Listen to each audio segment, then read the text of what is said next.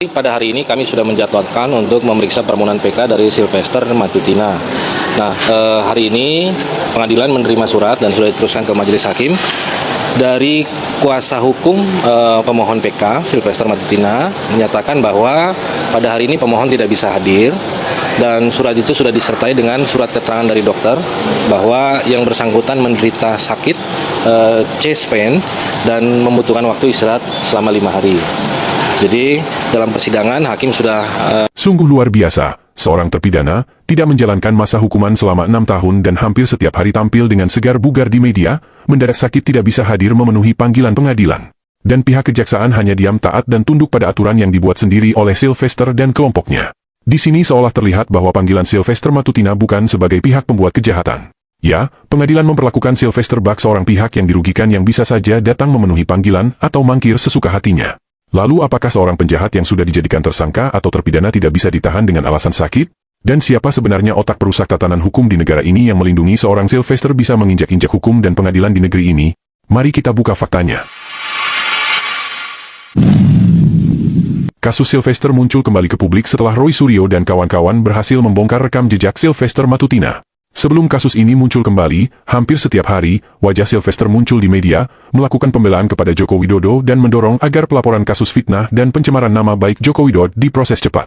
Walau pengadilan belum digelar, namun Sylvester berkali-kali mengatakan bahwa Roy Suryo dan kawan-kawan pasti jadi tersangka. Di berbagai debat, para pendukung Jokowi memuji Sylvester setinggi langit, mereka menyebutnya sebagai pejuang kebenaran yang akan memberantas fitnah dan pencemaran nama baik di bumi Nusantara.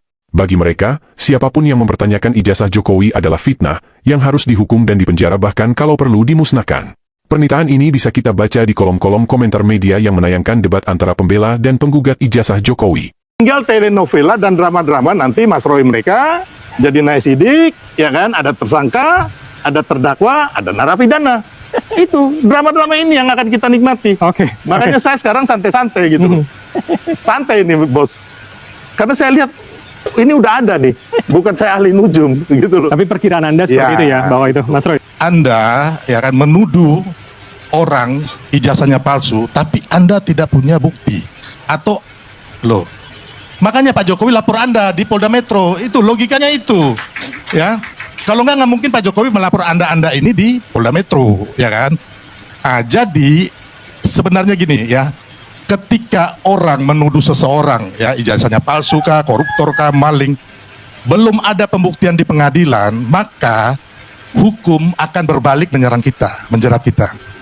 Sebelum kasusnya ketahuan, bak seorang malaikat, Sylvester menghakimi Roy Suryo dan kawan-kawan seolah sudah menjadi terpidana. Dengan kepandaiannya bersilat lidah, Sylvester menguraikan asumsi yang dikemas seolah fakta hukum untuk menjelaskan apa yang dimaksud dengan fitnah. Publik pun kemudian terkejut setelah terbongkar fakta. Sylvester sesungguhnya adalah seorang pemfitnah yang keji yang terbukti dalam sebuah putusan pengadilan. Namun penjahat penyebar pencemaran nama baik orang lain ini bukannya dihukum. Entah mengapa, pihak kejaksaan dan negara membiarkan Sylvester terus menebar fitnah di media tanpa tersentuh hukum.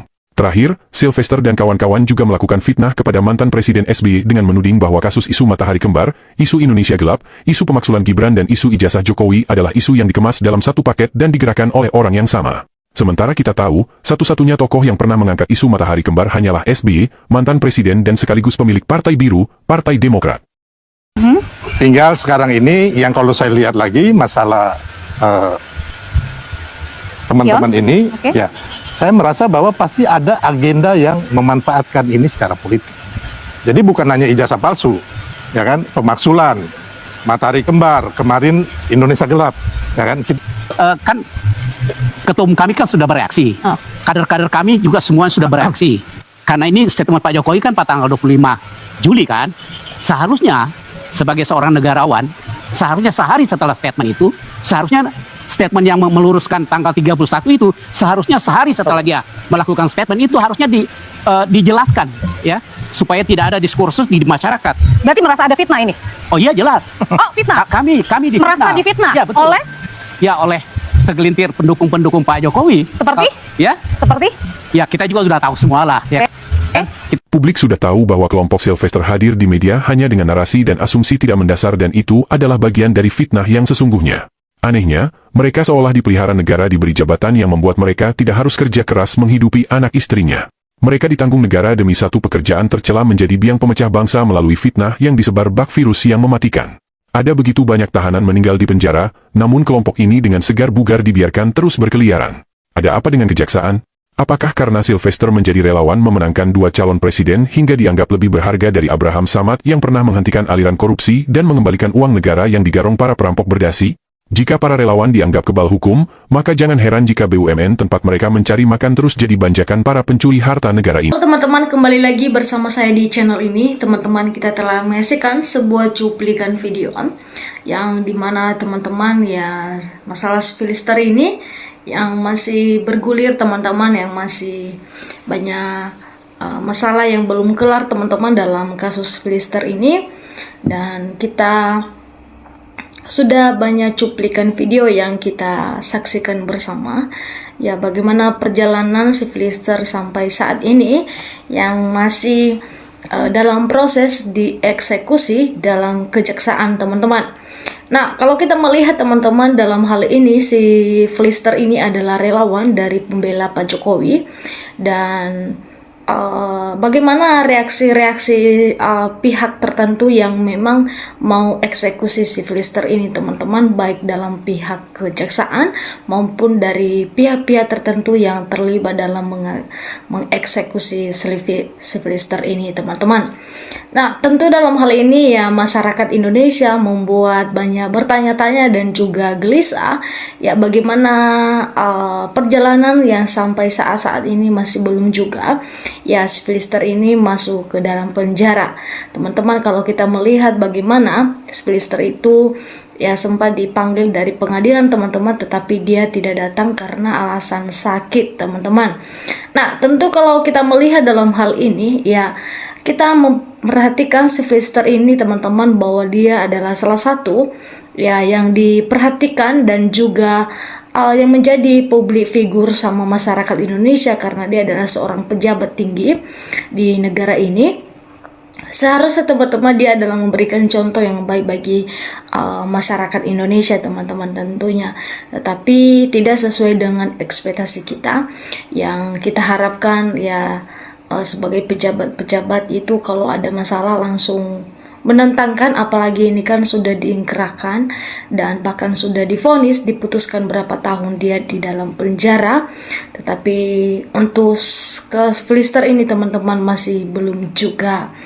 Nah, dalam hal ini, teman-teman, kalau kita melihat bagaimana pendekatan Sylvester kepada siapa saja ya, kita tahu bahwa Sylvester ya termasuk dekat dengan Bapak Prabowo kepada Pak Jokowi ya, kepada Pak Jokowi, yang dimana teman-teman ya dia adalah relawan dari Pak Jokowi tersebut.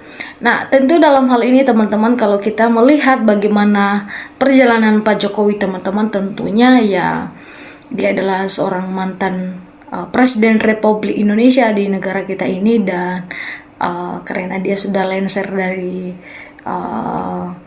menjadi presiden atau sudah selesai jabatannya, maka dia juga ya seperti masyarakat biasa, teman-teman. Tetapi pengaruhnya besar, teman-teman, dan politiknya juga, teman-teman, sangat mematikan.